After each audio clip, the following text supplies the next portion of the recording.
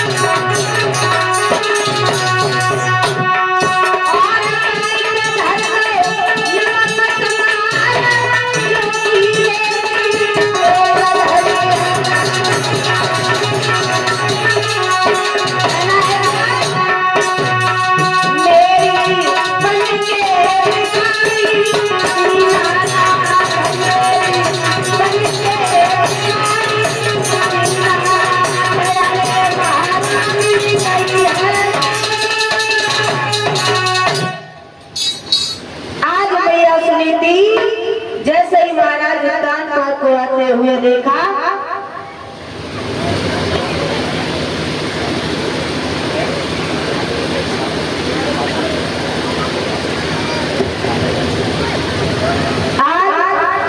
अरे बाइक खड़ी करते हो नमस्कार,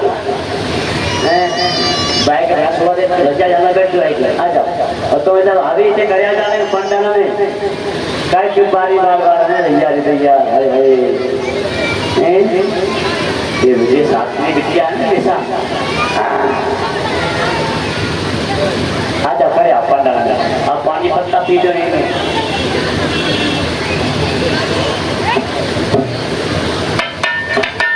आज मैया सुनीति ने महाराज तानपाल का हाथ पकड़ा और ले जा करके झोपड़ी में ले गई और बड़े प्रेम से महाराज बिठाया, घास फूस का बिछौना डाल दिया।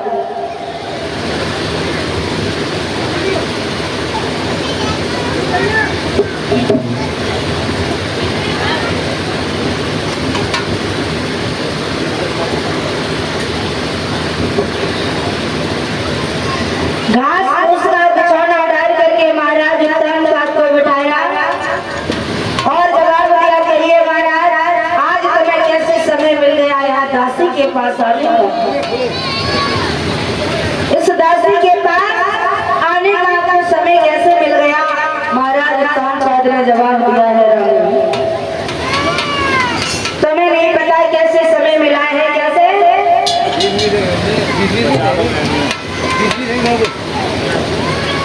हम शिकार खेलने के लिए आए थे और देखा कि रानी सुरची सो रही है,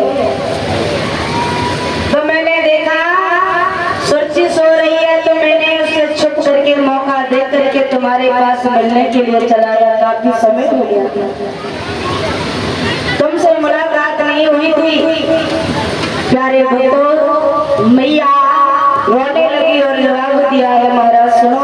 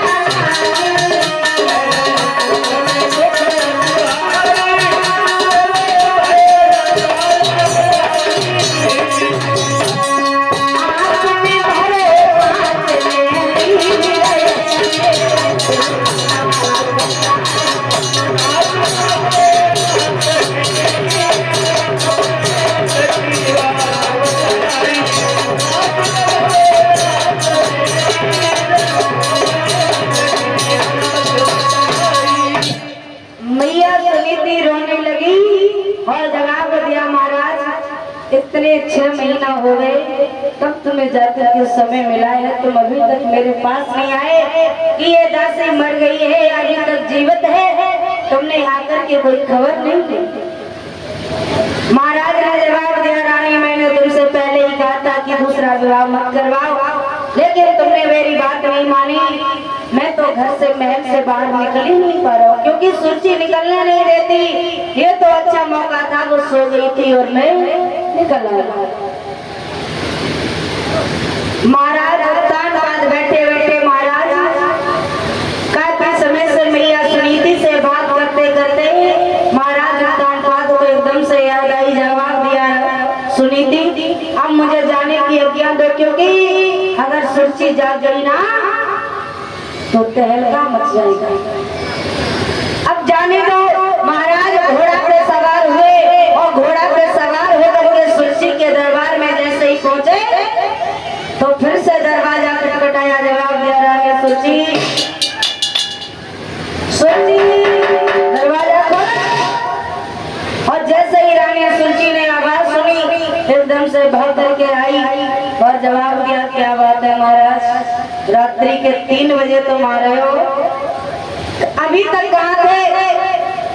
महाराज ने जवाब दिया, कहाँ थे?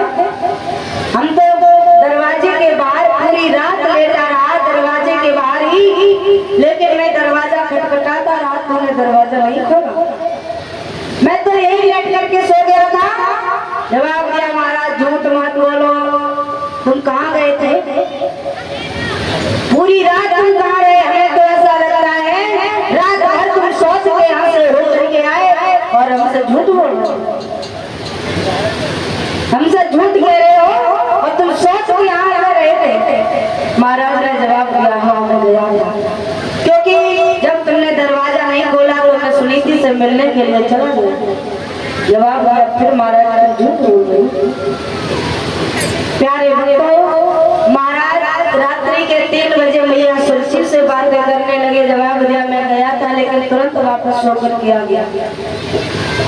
धीरे धीरे समय व्यतीत हुआ, भगवान की ऐसी लीला, ऐसी अपरंपार लीला हो गई कि जिन माता की कोख से किसी संतान ने जन्म नहीं लिया था, आज उस मैया की गोदी हरी भरी हो गई।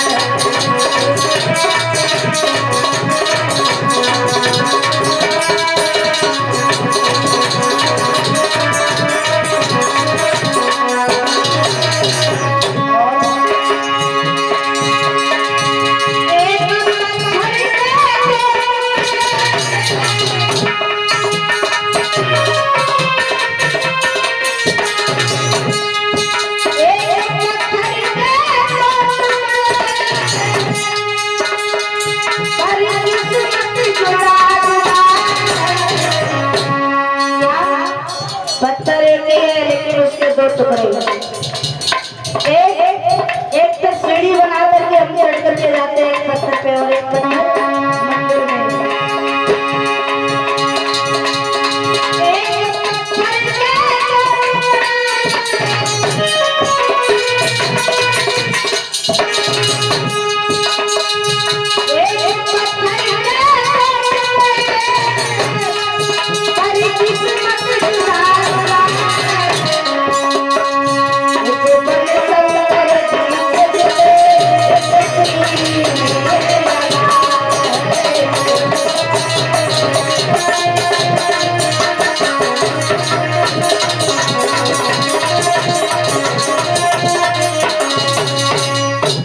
कहते हैं कि एक वृक्ष की दो डाली पर किस्मत अलग अलग है। कैसी? वृक्ष एक ही है लेकिन उसकी दो डालियां हैं। वही महाराज एक डाली जाकर के हवन में जलती है और वही एक डाली शमशान में जलती है। एक पत्थर के दो टुकड़ा, पत्थर एक है लेकिन उसके टुकड़े अलग अलग हैं। वही हम सीढ़ी बना करके उस पर चलते हैं और वही पत्थर मंदिर में रखते पूजते हैं, उनकी पूजा करते हैं। एक बाप के दो बेटा, किस्मत अलग अलग है। जब उस मैयाओं की कोख से एक एक पुत्र ने जन्म लिया, लेकिन दोनों की किस्मत अलग अलग बदल गई। एक माँ के पुत्र हुआ मैया सुनीति के, वो बेटा पत्तों पर पड़ा है, और एक माँ के जो बालक हुआ है उसे अनेकों दास दासियां खिलाने में लगी हुई है। सबकी गोदी गोदी में घूम रहा है, पालने में झूल रहा है। लेकिन जो मैया सुनीति के बालक हुआ उसे कोई गोदी में लेने वाला नहीं था। उस बेटा को कोई गोदी में लेने वाला नहीं था, वो पत्तों पर पड़ा है। बाहर परमात्मा तेरी लीला भी जब निराली। कहते हैं कि किस्मत बदलते और समय बदलते कभी देर नहीं लगती कि कब हमारा ये समय बदल जाए, पलक झपकते ही कब पलट जाए। प्यारे भक्तों,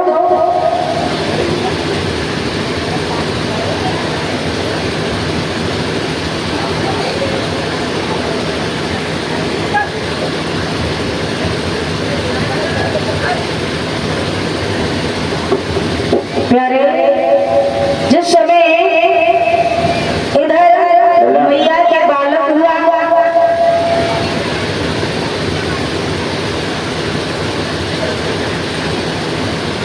और जब दोनों मैयाओं के गर्भ से पुत्रों ने जन्म लिया, तो महाराज मैया सुनीति के जो बालक हुआ था वही मुनिवर एक साल बाद लौट करके आए। तो उन्होंने क्या देखा, उसी झोपड़ी के अंदर उस बालक की रोने की आवाज आ रही है।